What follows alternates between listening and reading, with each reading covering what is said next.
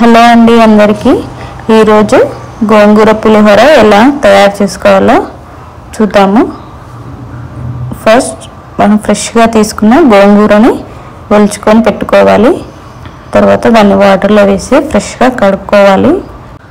తర్వాత ఇక్కడ నేను 2 గ్లాసెస్ బియ్యం తీసుకున్నాను. ఆ బియ్యం ఫ్రెష్గా కడుక్కొని స్టవ్ మీద పెట్టుకొని అందులోనే పసుపు కొంచెం ఆయిల్ వేసి ఉడికించుకోవాలి. ఉడికించుకున్న తర్వాత మనం ఒక ప్యాన్ పెట్టేసుకొని అందులో మెంతులు ఆవాలు 2 వేయించుకోవాలి. దూరగా వేయించుకోవాలి, లేకపోతే చేదు వస్తుందండి. తర్వాత అందులోనే ఎండుమిర్చి వేసుకొని మంచిగా దూరగా వేయించుకోండి. వేయించుకున్న దాన్ని ఒక మిక్సీ జార్లోకి తీసుకుందాం. ఆ మిక్సీ జార్లోకి తీసుకున్న తర్వాత దాన్ని పొడి చేసి పెట్టుకోవాలి. మెత్తగా పొడి చేసి గ్రైండ్ చేసి పెట్టుకోండి. తర్వాత ఇంకో ప్యాన్ పెట్టేసి ఆయిల్ తీసుకొని అందులో మనం ఫ్రెష్గా కడుక్కున్న గోంగూరను వేసుకొని వేయించుకుందాము.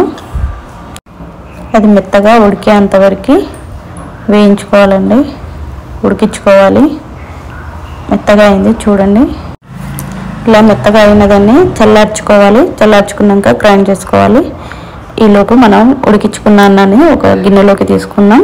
చల్లారి పెట్టుకోవాలి. అన్నం రైస్ అంతా చల్లారిన తర్వాత కలుపుకుందాము. ఈలోపు మనం ఒక పోపు ప్రిపేర్ చేసుకుందాం. పులిహోరకి ఆయిల్ తీసుకొని అందులో పల్లీలు, మినపప్పు, శనగపప్పు, ఆవాలు, జీలకర్ర, ఎండుమిర్చి, పచ్చిమిర్చి, కొంచెం ఉప్పు వేసుకొని బాగా వేయించుకోండి.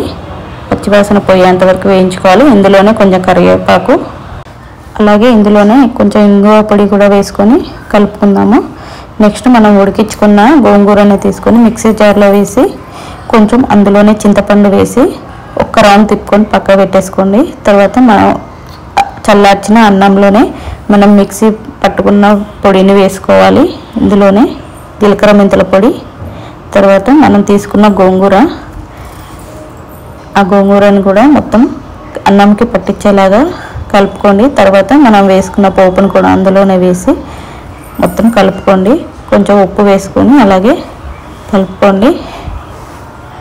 అంతే, రెడీ, గోంగూర పులిహోర రెడీ. అంతే అండి, చాలా బాగుంది కదా చూడడానికి. తింటే కూడా అలానే ఉంది, చాలా టేస్టీగా ఉంది, చాలా బాగుంది. మీరు కూడా ట్రై చేయండి, మీ పిల్లలకి అందరికీ పెట్టుకోండి. కాకపోతే దీన్ని వెంటనే తింటే బాగోదు. మార్నింగ్ చేసింది నైట్ చేసింది మార్నింగ్ తింటే బాగుంటుంది. అన్నంకి రైస్కి పట్టేలాగా. మా అమ్మాయి తింటుంది చూడండి, ఎలా ఉందో చెప్తుందంట. వావ్, బాగుంది, అబ్బబ్బబ్బబ్బా బాగుంది. మీకు కూడా కావాలంటే చేసుకొని తినండి. Thank you for watching.